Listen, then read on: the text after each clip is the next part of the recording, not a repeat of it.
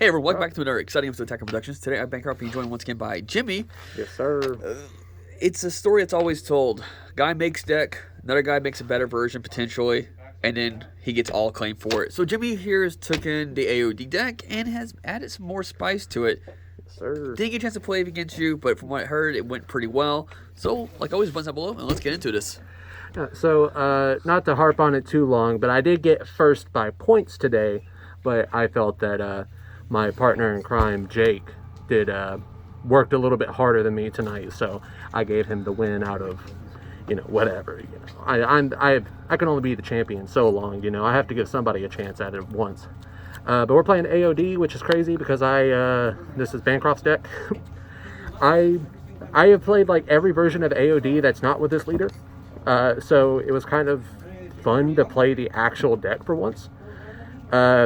You probably already know what AoD does from seeing Bancroft play it so much, but wipe, specified cost, top 5 search, pick up a life, hybrid, backside same permanent. Auto, you play a 2 or less AoD from your hand, and then you can tap 3, play a AoD Unison with markers on it. Not much else to say about the leader, but this is the real driving force of the engine. I run 3 of the bobbity. It's not the cool alt art like Bancroft because I gave him all mine. But he reduces the cost and also reduces the specified cost, which is redundant because you already got that on your leader. I only run 3 because you have this guy to pull it out. So you're essentially running more than 3 copies. Like, I don't see any reason to go to 4. There is a reason to stay at 3 and not go any lower because you can life these away, and that could be a major issue. But I'm willing to take the risk at 3 because the odds of it getting in your life is very, very low. Plus, you can play it from your deck or drop area. So if it does get popped, just hold on to a head shack. I usually like to just pocket one of these in my hand for as long as possible, just in case they try to pop my bobbity. But moving on to the actual deck, I only run 2 agents. I just rather have the card in the hand than draw into this. But I keep this around just as like a turn 1 play because it reduces cost, so it's free, and you can just charge, pay 1 for bobbity, then play this straight out of your hand, and it gives you something to do on turn 1 and can fatten your hand up and pick up life because you do want to awaken pretty quickly in this list. So I keep this at a 2 of. I probably would cut it for more tech options, but there's not really many tech options I want to run right now. There are some changes, but that will come in a future time. The best card in the deck, Android 13. This card is insane. You counter a 3-drop coming in, goes to the drop area, your opponent discards 1, and then you can place up to 2 cards to the bottom of the deck. I've never done it. It's probably good if you're about to deck out or if you have targets that you want to search from the deck, but you're doing it for the counterplay. This card's ridiculous. 1 energy hits pretty much every floodgate in the game. And in a deck where you're swinging a lot, floodgates do hurt. So just having a 1 energy answer to that is absurdly good. And speaking of swinging a lot, Garlic, counterattack, play a 2-drop. 2 drops you want to play is either Turles, top 5 searcher, unique barrier.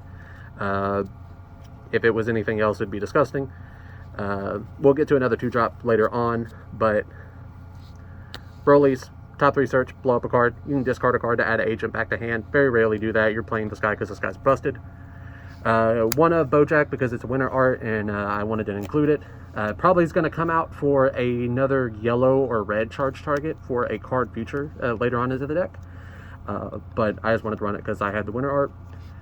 Another 1-drop Bojack. This is just basically to counter Soul Striker because you can tap down their leader. They don't get any effects off of that. There's not many other leaders other than like SS4 Bardock where this is really good. So that's why it's a 1 of, and we play best of 1, so that's why it's in the main board. Run 2 of the Vegeta. This is just to be a red charge target that's searchable. You can blow up cards with it, but you just want to put this in your energy because you need a red energy for another card. So that's why he's here. 2 Slugs, counter hate. This is another card you can play off of Garlic. So if you don't play Turles, you're going to play this guy. Just fantastic. It is a super combo. It does take up a super combo slot, but if this was just a non-super combo, this card would be absolutely busted. And then to round off super combos, two Gokus just for draw power. You don't draw on the backside of your leader, so you do have other ways to draw, but having a draw super combo is always nice. And you can't run Vegeta in this deck because you charge Rainbow Energy. So moving on into the spice of the deck, for as Bancroft put it, run 4 of the new baby Janembas. This is a blocker offering, and then it has energy exhaust, but you're never going to charge this guy. You want to play him. You can play him off your leader for free when you have Bobbity out. The offering is limit 1, but that's not an issue because we have other ways to deal with that. But offering is always a good skill because depending on what your opponent responds to the offering with can tell you a lot. So if they go, okay, I'm not going to take the life even though they have a high life total, that means that they're probably not confident that they can defend with the cards in their hand. So they're more willing to give you more cards into your hand because, again, they're not confident that they can defend on that. If they let you draw, that mostly means they have some sort of floodgate, but you have Android 13 to deal with most floodgates. You can just get a lot of information off of offering, as well as it just being a fantastic skill because drawing 2 cards is always good, and critting your opponent's life is always good as well. Run 3 of the old Baby Janemba promo. So he comes out when you play a multicolor baby card. And then on play, he searches the top 7 cards for 2 offering cards. If you add 2 cards with offering, you bottom deck a card. So just a free 16k play off of your free play on your leader. And you can either load another Baby Janemba to your hand, the 3-drop, or you can grab this guy from the old Baby starter deck. So this is the guy you need a red energy charge for, which red energy was lacking in the original AoD, so that's why you have to run the other Vegeta. He evolves on top of the 3-drop Yellow Baby. He also has offering. And then on play, he wipes all of your opponent's battle card skills, ignoring barrier. They cannot be comboed, and he gains dual attack, which is kind of disgusting for 2 energy. Of course, negating your opponent's skills on your turn is usually not the best thing ever, but since it doesn't ignore barrier, you can wipe barrier off of your opponent's cards to deal with them with like your Brolys or your Hatchiaks or whatever. So that skill is relevant while it's not always relevant, but having a 25k dual attacker for 2 energy is pretty good that also has offering. And being able to trigger offering multiple times in a turn is fantastic. So this is a tech that I stole from Eggman, who has been a big proponent of this deck. He's been playing, I think he did like a variation of this with a Cell Surge leader, if I remember correctly, which seemed really cool.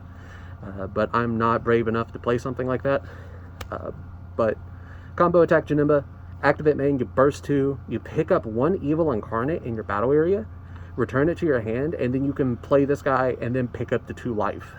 So the life is rare that it happens, but it's another reason why I'm thinking about cutting the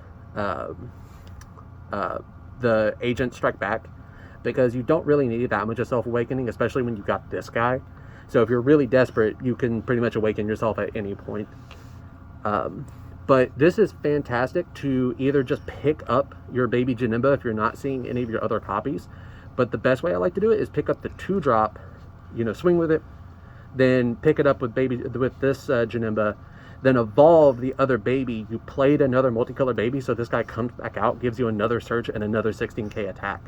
And him being a 15k as well, it's just fantastic value, and it's completely free if you don't count burst as a cost, which will, in the game you've seen on the channel, it actually loaded up my drop area, so I had enough to overwhelm Fighting Against Fate. So just this package alone is just disgusting within this deck. Moving on, cards that are probably going to get cut. Majin Buu Unison. It's fantastic, but honestly, I'm also running the Trunks with it. This is really good, but most of the time I'm wanting to close the game on turn 3 or 4, if I can do so. So there's rarely a situation where I'm putting this out and not on a desperation play. So I'll probably cut this down to like 2 of the Majin Vegetas just for the double strike crit and also wiping the board. But who knows? I wish there was like a yellow Unison that would give me more yellow charge targets, or like a red Unison you can run in this deck, but I'm playing with what I got. This will probably get cut. I think it's much better in Bancroft's list where he can pivot from a aggro to a more control setback, where he doesn't want to do that, but it's an option, where this deck is kind of locked into what it wants to do. Beans, because you run the color blue, and if you don't run bean, fill in the blank. Fighting Against Fate because it's good, and then Pan because it's good. This is just the best secret rare for the deck.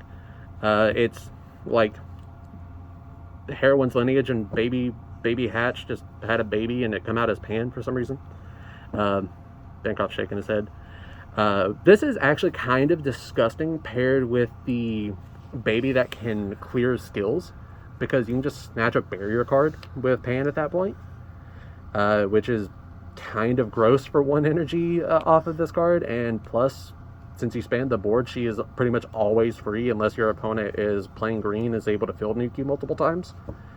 So I don't see another secret rare that could run in this deck as well. Maybe Kai if you had it, but run Pan if you do, because this card is disgusting.